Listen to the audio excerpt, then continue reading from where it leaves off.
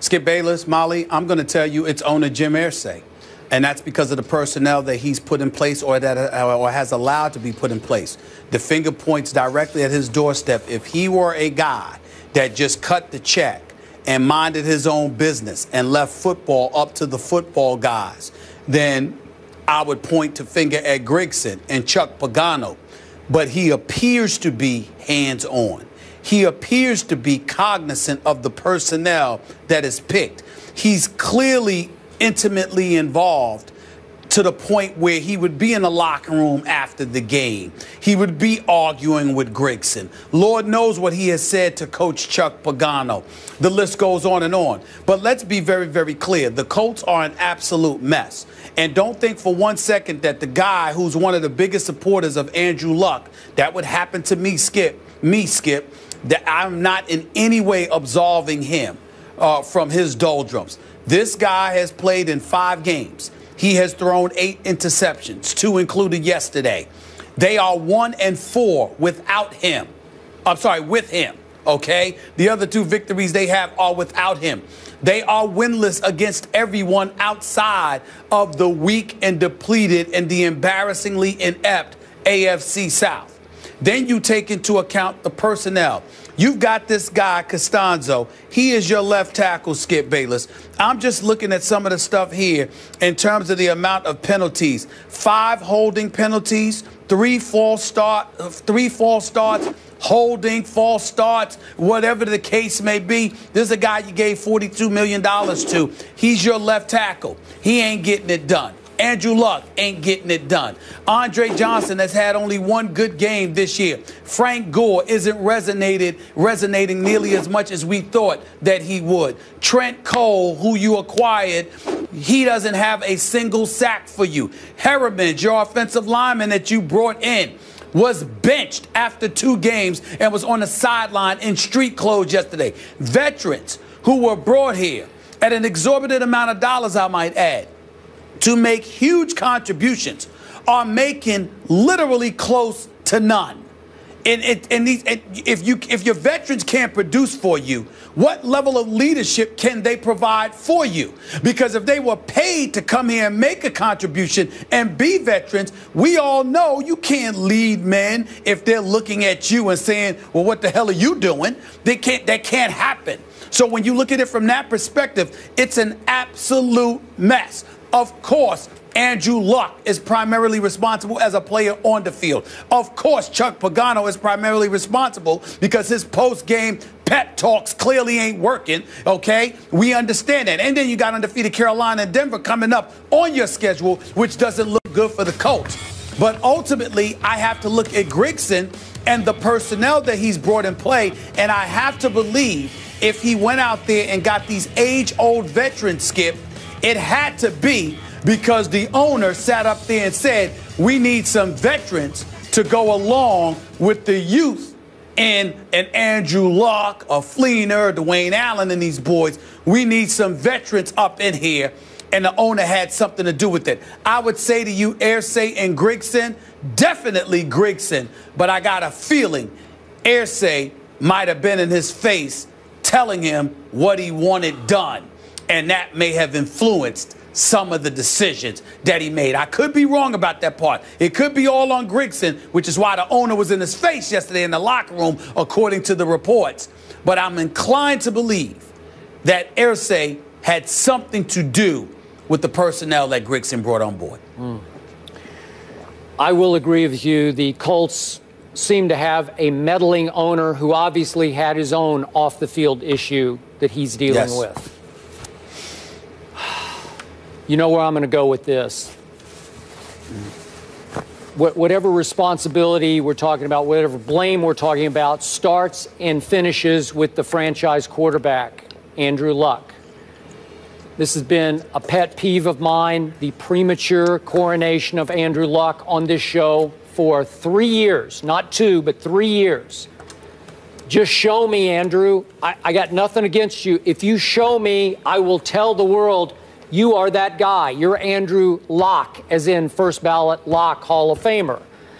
I keep waiting, and I don't see it because, Stephen A., do you realize Andrew Luck's QBR has gone down each of his 4 seasons, gone down, Yes. down, down. It's at 38 now. He's regressed to 38 on a scale of 0 to 100. 38 QBR right now. As you know, and I feel like I'm beating dead statistics here, but his rookie year, he had the second most turnovers in the league to Mark Sanchez. Last year, he had the second most turnovers in the league to Jay Cutler. Now he's tied for second in total turnovers in the National Football League. And as you know, he's lost all 3 of his home games. And thanks to his 2 interceptions yesterday at home, this team fell behind the visiting New Orleans Saints 27-0. Then Andrew Luck heated back up, as we saw against Kansas City in the home playoff game, that he dug them out of the hole that he initially dug. And he was pretty great in the second half, wound up throwing for 333 yards. They actually got back in the game that they lost 27-21. Okay, but what happened when it mattered? 27-0 happened at home. I hear, oh, it's his shoulder. He's still fighting with his bum shoulder. Well, then don't play, because his velocity looks okay to me. It looks normal to me. Then I hear over and over again, they just can't protect him. He hasn't had I brought this up, Steve Young said a couple of weeks ago, hasn't had a clean pocket all year. Trust me, against the Patriots, it felt like he had a bye week to throw each time he dropped back. That's how much time he had. And look, Matt Hasselbeck stepped in and had 0 interceptions in 2 games against 2 bad teams, albeit Jacksonville at Texans. But the at Texans game, I thought that was pretty good on the part of Matt Hasselbeck. He showed you how he could get rid of the ball on time to the right guy, even if it's a dink or a dunk, and you can win the football game. And right now, it's hard for this team to overcome the mistakes made by its franchise quarterback. I don't know what's going on. If he's hurt, they should sit him down.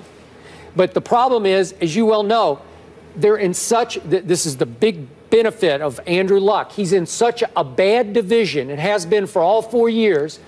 They're still in the lead. They're 3 and 4. Sole possession. They're leading the AFC South at 3 and 4, so they can't lose for winning or win for losing. However you want to look at it, the worse they play, the better it seems to get, because this is a pathetic division. If they were in the NFC South, Lord help them. They'd be having a hard time right now. Their season would be basically over. So this is your Super Bowl team, just the way it was a whole lot of people's Super Bowl team. Andrew Luck was the preseason MVP pick by a whole lot of analysts out there, and he regresses, yet they're still afloat, because all they have to do is win this division. They're going to get a playoff game somehow, some way. Well, So go ahead. Here's my deal, Skip. I'm not going to argue with you about Andrew Luck and his performance. It's undisputable. He has not been nearly as impressive as anybody expected him to be. He's been a turnover machine, and they're 1 and 4 with him in the lineup. That can't be disputed. But when you hear me articulate all the other problems that they have, Skip Bayless, I don't know how you can sit there and look at him and not look at a Chuck Pagano, not look at a Ryan Grigson, okay, not look at a Jim Irsay. This is the 20th ranked team defensively in the NFL. They are 28th in yards allowed. They are 23rd in yards allowed against the rush, 28th in yards allowed against the pass. Yesterday, to Mark Ingram, they gave up 143 yards on 14 carries. Skip Bayless, that's more than 10 yards per carry that the Indianapolis Colts defense surrendered. I don't know how we can ignore that. Yes, you're talking about Costanzo being paid the money, you know, that he's being paid, and you got holding penalties and false starts to the point where you're being interviewed at the locker and you are degrading yourself. Nobody's arguing with you, because we know you're right. You stink, you're this, you're that. This is what he said about himself. Nobody said a word, because they know he's right. Andre Johnson, he's 34 years old. He's gone from Houston. He comes over here. He's had one good game, which is against his old team, the Texans, which we will discuss later on in the show. Yep. You got Frank Gore averaging 4.6 yards a carry. Why is he not receiving the ball more? You got T.Y. Hilton, 150 yards on 4 receptions. Skip, he was targeted 15 times. Something's wrong with that picture. T.Y. Hilton targeted 15 times and only catches the ball 4 times?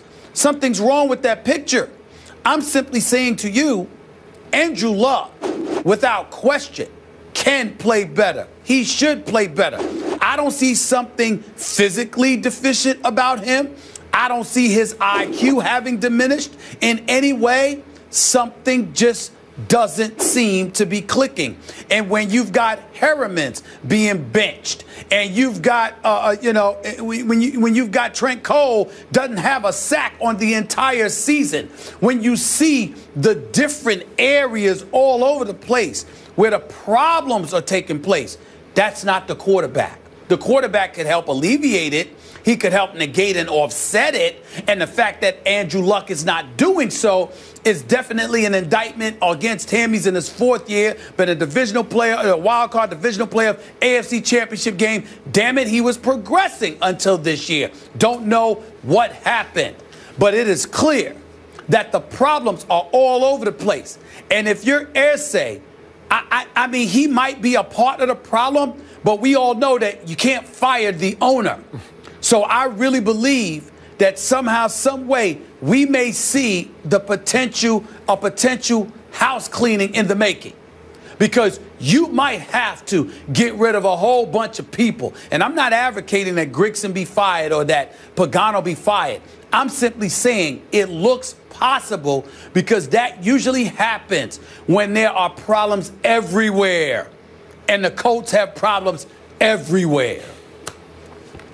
I'm with you. We'll see Luck against Cam on Monday Night Football. But meanwhile, the G-Men are on top of the NFC East.